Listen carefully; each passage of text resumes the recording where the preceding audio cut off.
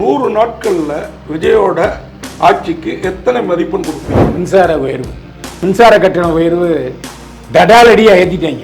அது வந்து கம்ப்ளைண்ட் பண்ணுங்க, நாங்கள் அதை கிளியர் பண்ணுறோம் அப்படின்னு. மெச்சூரிட்டி இல்லாமல் பேசக்கூடாது. நீங்கள் அதிகமாக பயன்படுத்துறீங்க, அதனால நான் வந்து டேக்ஸை உயர்த்துறேன்னா ஒரு செங்கலை கூட நாங்கள் நகர்த்தலையா? நீ ஏற்றிருக்கேன்னு சொல்லு. இதில் வந்து கலைஞர் வந்து கெட்டிக்கார ஆள். கட்டண சீரமைப்பு தனியார் பஸ் அவங்க இஷ்டத்துக்கு இப்போ சமீபமாக எடுத்துருக்குறாங்க ஊர்லலாம். சுட்டு போயிடுச்சு. கலைஞர் வந்து புதிய சட்டமன்றம்னு சொல்லி மவுண்ட் ரோடில் அது இன்னைக்கு ஹாஸ்பிட்டலாக இருக்குது. இப்போ வந்து கார்பரேஷனில் துட்டு கேட்கறது இல்லை, ரெஜிஸ்டர் ஆஃபீஸில் துட்டு கேட்கறது இல்லை, போலீஸ்காரங்க துட்டு கேட்கறது இல்லை. இதுக்கு முன்னால் வந்து இதெல்லாம் படிச்சுக்கிட்டு பேசணும். பாவம் எல்லாம் புது பசங்க.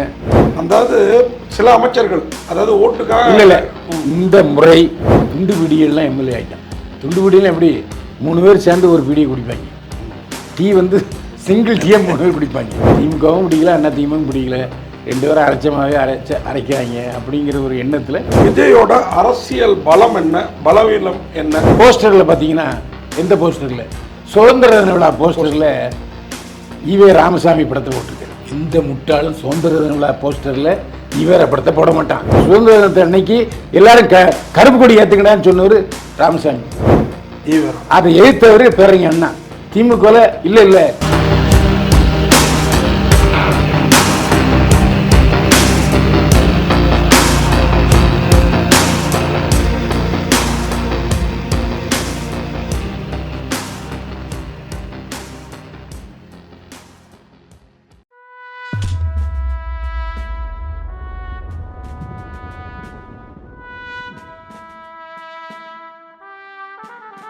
டான்ஸ்டன் இன்டர்நேஷ்னல் யூடியூப் சேனல் வழங்கும் திரைக்கலை நிகழ்ச்சிக்காக நான் உங்கள் பத்திரிகையாளர் ஆர்எஸ் கார்த்திக்.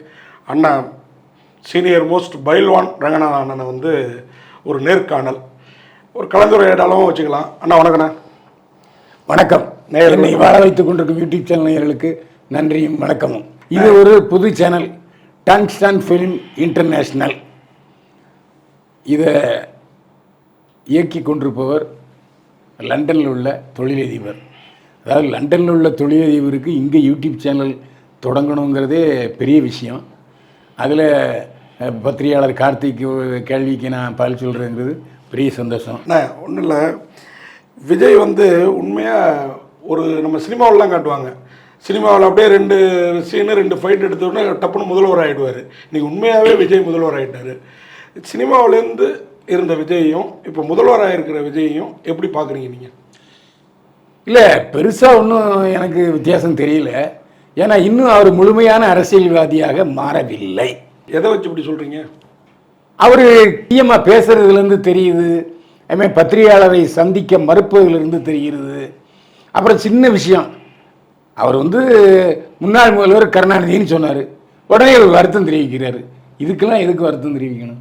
அதே மாதிரி 3 மாதம் இப்போ 100 நாள் நீட முதல் இது 100 ஏக்கர் நில மோசடி. அதில் ஒரு சப் ரிஜிஸ்ட்ராரை பழனியில் 100 ஏக்கர் அந்த அடிவாரத்தில் அதில் ஒரு சப் ரிஜிஸ்ட்ராரை வெளியிலேருந்து கொண்டு வராங்க, அப்பாயின்ட் பண்ணுறாங்க, அவர் கையெழுத்து போட்டு கொடுக்குறாரு, உடனே மரணம் மாற்றிடுறாங்க. அது ஒரு பெரிய ஊழல். அந்த ஊழல் அமைச்சருக்கு தெரியாது, அரசாங்கத்துக்கு தெரியாது. இன்னமும் அதை சரியாக ஹேண்டில் பண்ணலங்கிறது. 2வது மின்சார உயர்வு, மின்சார கட்டண உயர்வு தடாலடியாக ஏற்றிட்டாங்க. எனக்கே டபுள் ஆகிருக்கு. ஒரு ஃப்ளாட்டு தான் 640 ஸ்கொயர் ஃபீட்டு. போன அரையாண்டு அப்டேட் பண்ணியிருக்கேன் நான், 610 ரூபா, இப்போ 1200 ரூபா. அது வந்து கம்ப்ளைண்ட் பண்ணுங்க, நாங்கள் அதை கிளியர் பண்ணுறோம் அப்படின்னு அந்த துறை அமைச்சர். ஏங்க இதெல்லாம் ஒரு மெச்சூரிட்டி இல்லாமல் பேசக்கூடாது. இது வந்து நான் சொல்கிறது வந்து அது ஹவுசிங் போர்டு இடம். நீங்கள் அதிகமாக பயன்படுத்துறீங்க, அதனால நான் வந்து டேக்ஸை உயர்த்துறேன்னா ஒரு செங்கலை கூட நாங்கள் நகர்த்தலையா? எப்படி நாங்கள் அதிகமாக பயன்படுத்துகிறோம்? இன்னொரு மாடி கட்டுறோமா? இல்லை. ஒரு சாளரம் போட்டிருக்கோமா? இல்லை. அப்படியே இருக்குது. அது எப்படி டேக்ஸ் ஆகும்? டபுள் ஆகும். 1 மின்கட்டண உயர்வு தடாலடியாக ஏற்றிட்டாங்க. கேட்டால் போன வருஷம் நீங்கள் வந்து ஏப்ரல் மாதம் எவ்வளோ பயன்படுத்துனீங்கன்னு பாருங்கள், அதை விட கொஞ்சம் கூடுதல் வரும். என்னது? அதே தானே வரும். ஒரு வீட்டில் எத்தனை டியூப்லைட் இருக்குது, எத்தனை ஏசி இருக்குன்னு தெரிஞ்சானே இருக்கு. நீ ஏற்றிருக்கேன்னு சொல்லு. இதில் வந்து கலைஞர் வந்து கெட்டிக்கார ஆள். கட்டண சீரமைப்பு விலை உயர்வு இல்லையா, பஸ் கட்டண உயர்வு இல்லை, பஸ் கட்டண சீரமைப்பு. இப்போ நீங்கள் பஸ் கட்டணம்னு சொன்னது தான் இந்த தனியார் பஸ் அவங்க இஷ்டத்துக்கு இப்போ சமீபமாக ஏற்றுருக்குறாங்க ஊர்லலாம். ஆமாம், 3000 ரூபா 4000 ரூபா. அது எப்படி கவர்மெண்ட் கிட்ட கேட்காம எப்படி ஏற்றுவாங்க? அப்பயே நீங்கள் துட்டு போயிடுச்சு. ஓ, நான் என்ன சொல்றேன், நீ ஒரு சட்டம் போடு, ஒரு கிலோமீட்டருக்கு மேலே இவ்வளோ வாங்காதன்னு சொல்லு. இப்போ கிளாம்பாக்கத்துலேருந்து இப்போ இங்கே எங்கள் கோயம்புலேருந்தே வரலான்னு சொல்லியாச்சு. அது யார் சொன்னது? இந்த கவர்மெண்ட்டு. அவன் என்ன சொன்னான், அங்கே எங்களால் ஏற்ற முடியாது, நாங்கள் இங்கேருந்தே அப்படியே அரித்து கொண்டு வரோம் அப்படின்ட்டான். அதுக்கும் ஒத்துக்கிட்டாச்சு. அதுக்கு எவ்வளோ கை மாறிச்சு? நான் அது சொல்ல முடியாது. இப்போ கலைஞர் வந்து புதிய சட்டமன்றம்னு சொல்லி மவுண்ட் ரோடில் அது இன்னைக்கு ஹாஸ்பிட்டலாக இருக்குது. அது முதல்வர் ஜெயலலிதா இல்லை, முதல்வர் ஜெயலலிதா வேணுன்னு நீ என்னையா மாத்துறது? அந்த மாதிரி ஒரு புது ஆட்சி, அவங்களுக்கு எதிரான ஆட்சி ஜெயிச்சு வந்திருக்கிறாரு. அது பண்ணலாம். மின் கட்டண உயர்வு, சொத்து வரி உயர்வு, இது இந்த மாதிரி சாதாரண ஆட்களை பாதிக்கல. இல்லை, நீங்கள் கரெக்டாக பாயிண்ட் சொன்னீங்க. நான் அடுத்த கேள்வியே அதான் வச்சுருந்தேன். 100 நாட்களில் விஜயோட ஆட்சிக்கு எத்தனை மதிப்பெண் கொடுப்பீங்க? 10க்கு எத்தனை மதிப்பெண் கொடுப்பீங்க? இல்லை, அவ 45 மதிப்பெண் கொடுக்கலாம். ஏன்னா என்ன காரணம்? 45. ஆமாம், ஏன்னா ஊழல்ங்கிற ஒரு பெரிய விஷயத்த மாட்டேங்கிறாரு. அதுக்கான ரியாக்ஷன் தெரியுது. இப்போ வந்து கார்பரேஷனில் துட்டு கேட்கறது இல்லை, ரெஜிஸ்டர் ஆஃபீஸில் துட்டு கேட்கறது இல்லை, போலீஸ்காரங்க துட்டு கேட்கறது இல்லை, கொஞ்சம் பயப்படுறாங்க.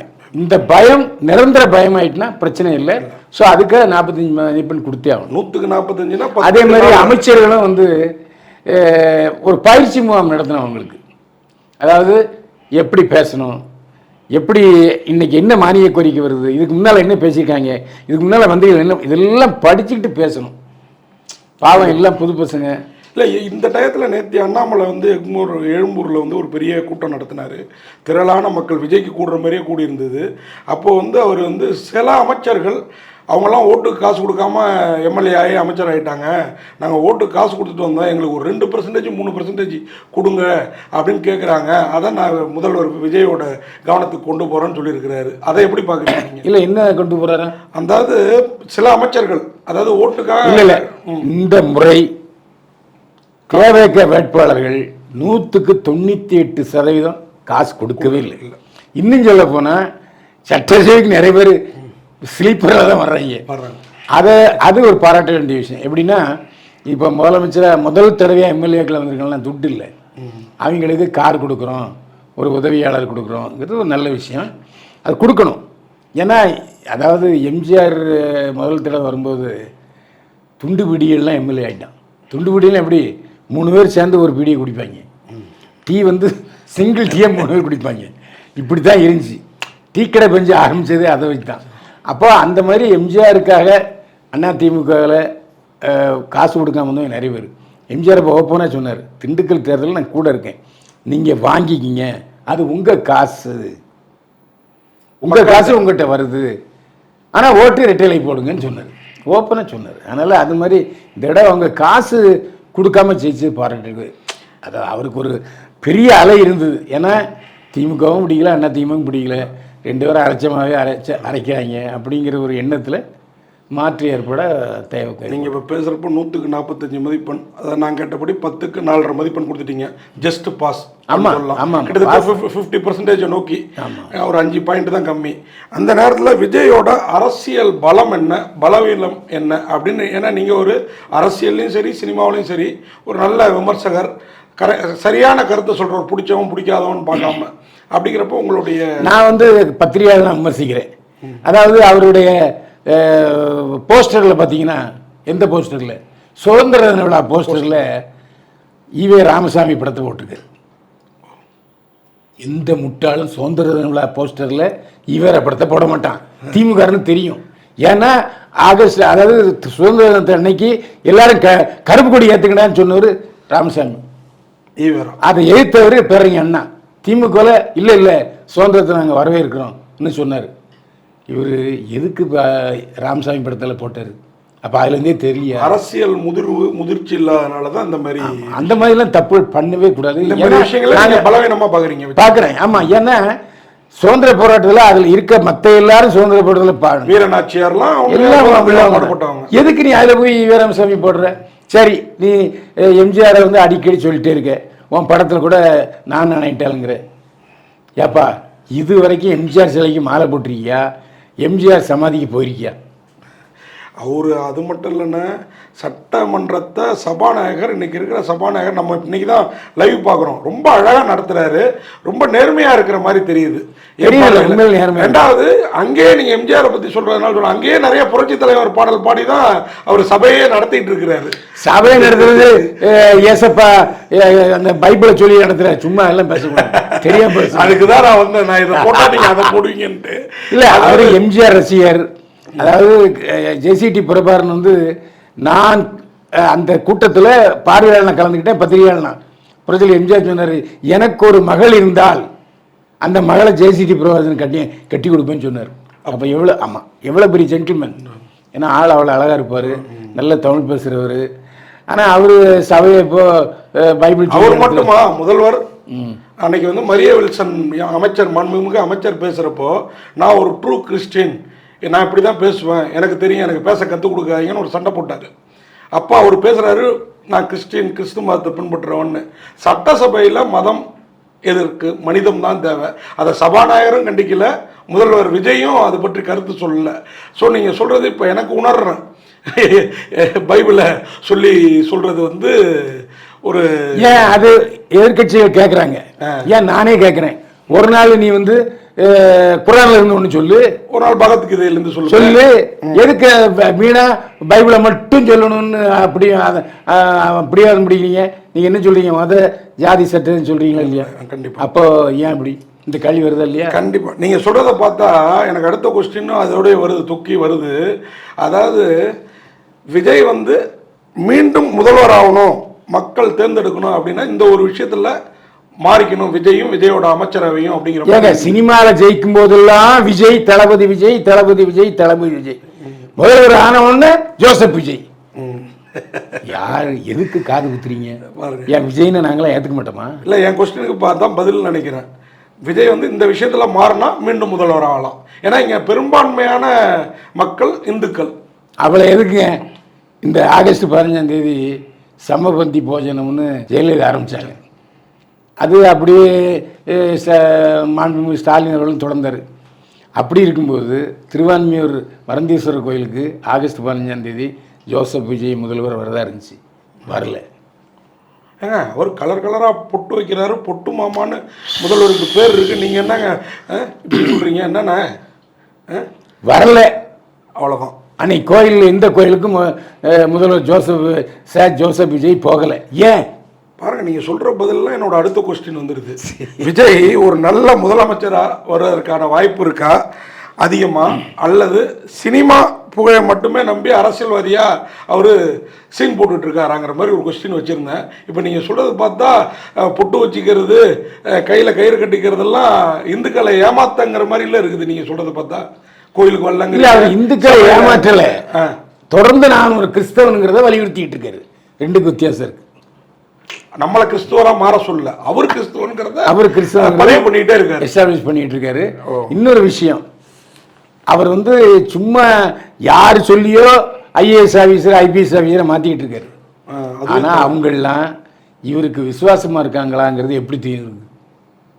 உளவுத்துறையெல்லாம் இருக்குல்ல, என்ன உளவாது களவாது எல்லாம் கிடையாது. இப்போ என்ன காரணம் அப்படி இருந்துன்னா, இன்னைக்கு போலீஸ் கஸ்டடியில் ஒருத்தர் செத்துருக்கான், இன்னைக்கு போலீஸ் ஸ்டேஷனில் ஒருத்தர் செத்துருக்கான். முந்தா நாள் கல்லூரியில் ஒருத்தன் சொல்லி, இங்கே சென்னையில் பள்ளிக்கூடத்தில் ஒருத்தர், ஆமாம், அவன் கஞ்சா வச்சதை பெத்தட்டு மீன் அடிச்சே கொண்டு இருக்காங்க பசங்க. இதெல்லாம் அரசாங்கத்துக்கு எவ்வளோ பெரிய கெட்ட பேர். இந்த விஷயங்களை சொல்லி தான் ஒரு ஆட்சியை பிடிச்சாரு. திமுக ஆட்சியில் போதை ஜாஸ்தியாக இருக்குது, இந்த மாதிரி மாணவர்கள் அடிச்சுக்கிறாங்க, இது பண்ணுறாங்க, சாதிய வன்முறை இருக்குன்னு சொல்லி தான் இதுவாச்சு. இப்போ அது திருப்பியும் அப்படியே நடந்துட்டு இருக்குது. இன்னைக்கு சட்டசபை நிகழ்ச்சியை நான் ஃபுல்லாக பார்த்தேன். என்ன சொல்கிறாரு அமைச்சர், கேரளாவிலேருந்து கொண்டு வராங்க, கேரளாவிலேருந்து கொண்டு வராங்க. ஏன்டா சுங்கச்சாவடி வச்சுக்கிங்கல்ல, அப்புறம் போலீஸ் நிற்கல, அங்கே என்ன பண்ணுறாங்க, காசு வாங்கிட்டாங்களா?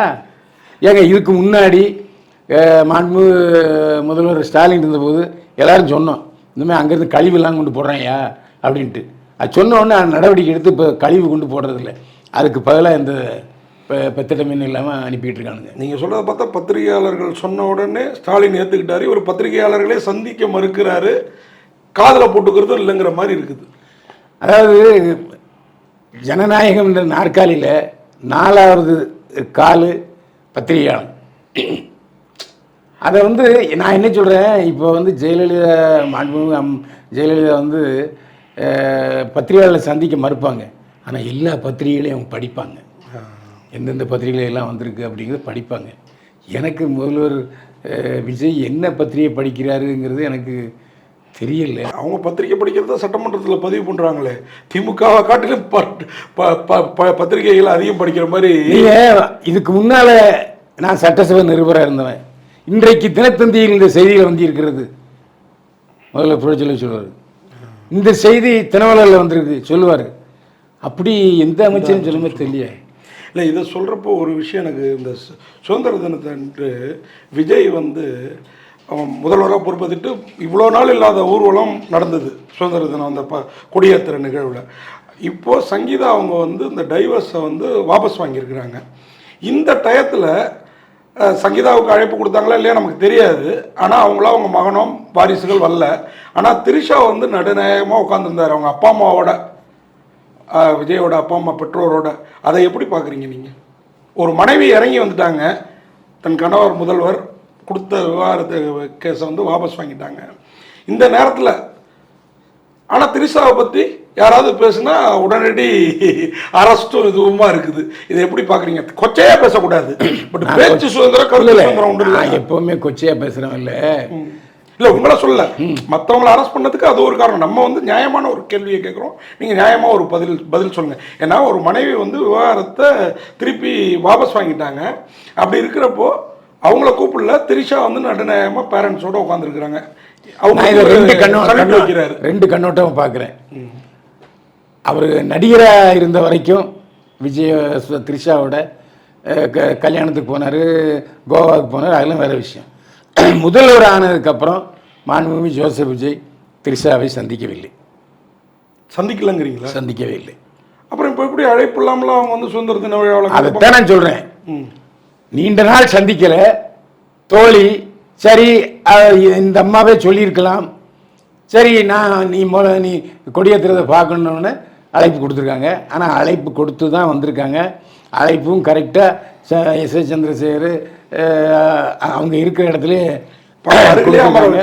அதே மாதிரி வந்தோடனே இந்த திரிஷா வந்து வணக்கம் வச்சாங்க, சோபா சந்திரசேகர் வணக்கம் வச்சாங்க. ஆனால் சந்திரசேகர் கண்டுக்கவே இல்லை, இந்த பக்கம் திரும்பவே இல்லை. இல்லை பையன் ஒரு முதல்வர் வர்றப்போ அந்த வேன்லேருந்து சல்யூட் வைக்கிறப்போ அவரும் எழுந்துச்சு வணக்கம் வச்சாரு, இது பண்ணார். நான் சொன்னது திரிஷாவை அவர் கண்டுக்கவே இல்லை. அது மட்டும் இல்லை, ஏண்டி வந்தேன்னு ஃபோனில் வாட்டினாருன்னு ஊடகங்களில் செய்தி வந்துட்டு. இல்லை, இதுதான் சீனியர் உங்களோட பார்வைக்கும் நான் உட்காந்து அத்தின்றிருப்பு டிவியை பார்த்ததுக்கும் உள்ள வித்தியாசம். புரியுதா உங்களுக்கு? உண்மையாக பிரமாதமாக கவனிச்சிருக்கீங்கன்னா இப்போ இல்லை, அவர் முகத்தில் எள்ளுங்கொள்ளும் வெடிச்சுது. என்னடா இது, நமக்கு ஈக்குவலாக வந்து நம்ம பேரன் பேத்தி மறைவு உட்கார்ந்தா பரவாயில்ல, இவ வந்து உட்காந்துருக்காளே, யார் திரிஷாவோட அம்மாவும் உட்காந்துருக்காங்களே அப்படிங்கிறது அவருக்கு ரியாக்ட் பண்ணார். கண்டிப்பாக. அதே மாதிரி அந்த ரியாக்ஷன் பார்த்தீங்கன்னா அரசாங்கம் போட்டிருந்தாங்களே, ஒளிபரப்புறாங்கல்ல, அதுக்கப்புறம் திரிஷாவை காட்டவே இல்லை. அவங்களோட அந்த எஸ் ஏ சந்திரசேகர் சோபா மட்டும்தான் காமிச்சாங்களே தவிர திரிஷா அவங்க அம்மா யாரையுமே காட்டலை. ரொம்ப தெளிவாக இருந்தாங்க. யார்? நம்ம அரசாங்கம் டிவி. ஆமாம், நம்ம நல்லவேளை ஒரு முதல்வர் ஜோசப் விஜய் அவங்கள ஒன்றும் திட்டலன்னு நினைக்கிறேன். உண்மையாகவே இப்போ நம்ம கேட்ட கேள்விகளுக்கெல்லாம் ரொம்ப அழகாக, ரொம்ப அந்த அந்த மெச்சூர்டாக பதில் சொல்றதுன்னு இருக்குல்ல, உங்கள்கிட்ட அதை நான் வந்து பார்க்குறேன். ரொம்ப நன்றிண்ணா. மீண்டும் சந்திப்போம். வாழ்க வளமுடன்.